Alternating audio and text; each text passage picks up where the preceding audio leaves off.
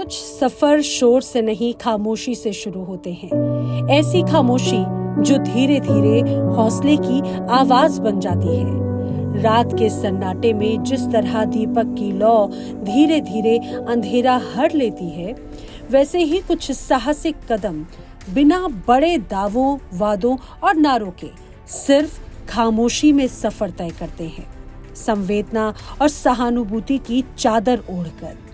एक ऐसा ही खामोश सफर है संगनी सहेली का।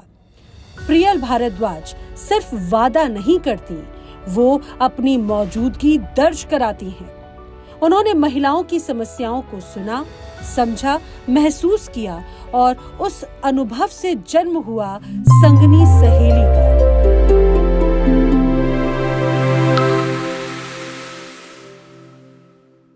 ये शुरुआत 5 महिलाओं से हुई, जो बढ़कर 50 हुई और फिर 500 से भी अधिक। आत्मसम्मान से आत्मनिर्भर तक ये सफर एक पहल नहीं बल्कि एक आंदोलन में तब्दील हो चुका है। इस खामोश सफर के बीच एक अलग तरह की खामोशी भी आई, जिसे दुनिया ने महामारी और कोरोना का प्रकोप कहा। पूरे देश में आज रात 12 बजे से संपूर्ण देश में संपूर्ण लॉकडाउन होने जा रहा है।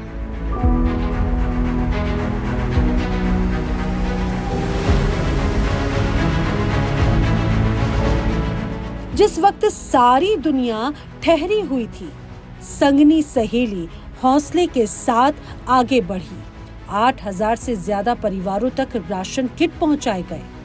हमने फीड माय नोएडा कार्यक्रम के तहत 58 लाख लोगों को भोजन कराया। हमने मास्क, सैनिटाइजर और जरूरी सामान वितरित किए। महिलाओं, बच्चों को विशेष चिकित्सा सहायता दी। हमने दुरुस्त काउंसलिंग के जरिए मानसिक स्वास्थ्य को बेहतर करने की दिशा में काम किया।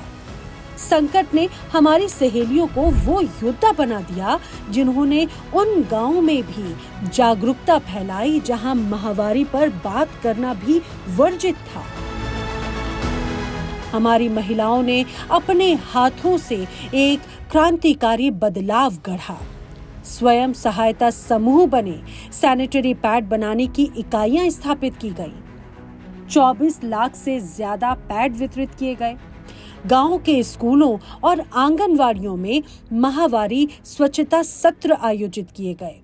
सशक्तिकरण का पहला चरण बेहतर स्वास्थ्य है और इसीलिए संगनी सहेली ने हर उस पायदान तक आवश्यक सुविधाएं पहुंचाई जहां इसकी सबसे अधिक जरूरत थी। नियमित महिला और बाल स्वास्थ्य जांच शिविर आयोजित किए गए। गर्भावस्था सहायता और पोषण जागरूकता अभियान संचालित हुए और विभिन्न समुदायों में निःशुल्क चिकित्सा सुविधा प्रदान की गई। इसके अलावा जमीनी स्तर पर डॉक्टरों और नर्सों के साथ जुड़ाव किया गया।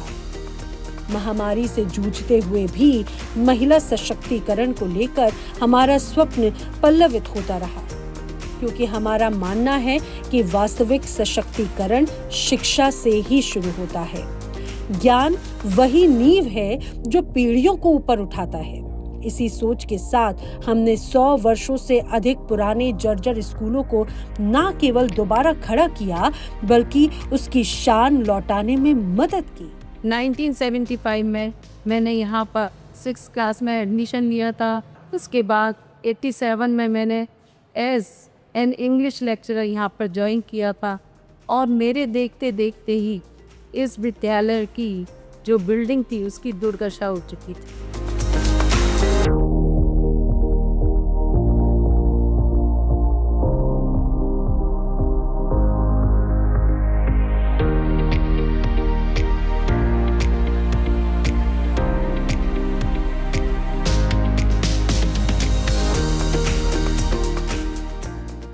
जहाँ हम खड़े हुए हैं वर्तमान में कि हमारी नई बिल्डिंग तैयार की है क्योंकि किशोरी रमन पालिका इंटर कॉलेज की बिल्डिंग थी, जिसमें तकरीबन 22 नए कमरे तैयार किए गए हैं, जिसमें कि वर्तमान में 2750 बच्चियाँ हैं। ये सरकारी स्कूल और सरकारी स्कूल का ऐसा कायाकल्प हो सकता है, ऐसा हमने भी जीवन में कल्पना नहीं करी थी, पर आज ये बनकर तैयार। इस स्कूल में पढ़ने वाली 2750 छात्राओं के लिए ये जादूसरी का कार्य था। इस सफर पर आगे बढ़ते हुए एक कहानी ने हमें भीतर तक छू लिया और इस कहानी की जमीन थी ऐतिहासिक लाल किले के पास बने एक मंदिर के प्रांगण में। इस प्रांगण में श्री थान सिंह जी नाम के पुलिस अधिकारी निष्ठा, समर्पण, कारुणिक भाव के साथ सामाजिक और आर्थिक रूप से वंचित बच्चों को पढ़ा रहे थे। उनकी निस्वार्थ सेवा से प्रेरित होकर हमने उनके साथ हाथ मिलाया और नन्हे सपनों को संवारने में उनकी हर संभव मदद की।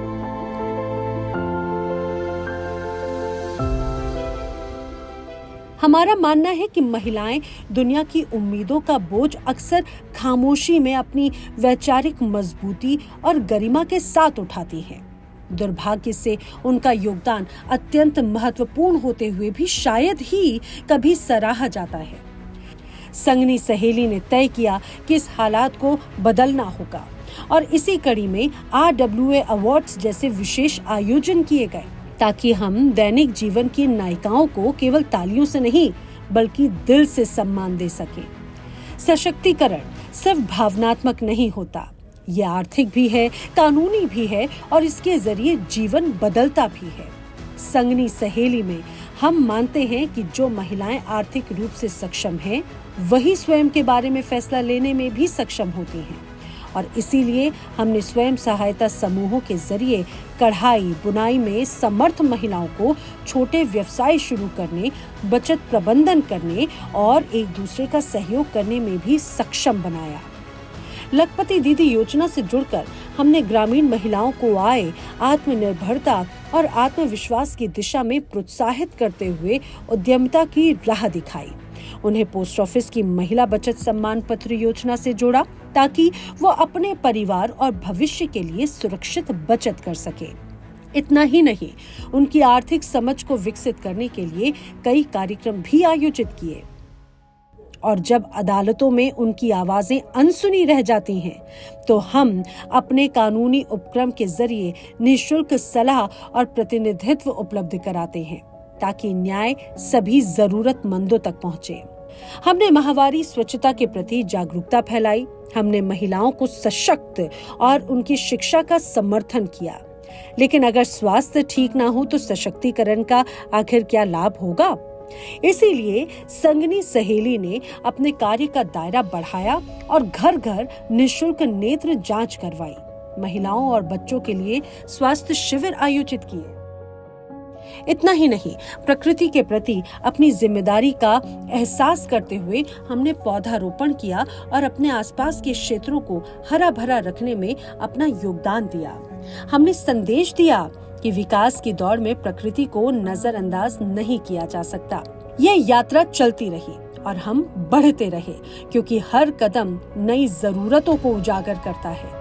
इन्हीं कदमों में एक था ब्रेस्ट कैंसर के खिलाफ लड़ाई, एक ऐसी लड़ाई जो कई महिलाएं डर, सामाजिक कलंक या जागरूकता के अभाव में चुपचाप लड़ती हैं। तो संगनी सहेली ने जागरूकता शिविर, स्क्रीनिंग और बातचीत के जरिए ये मोर्चा संभाला।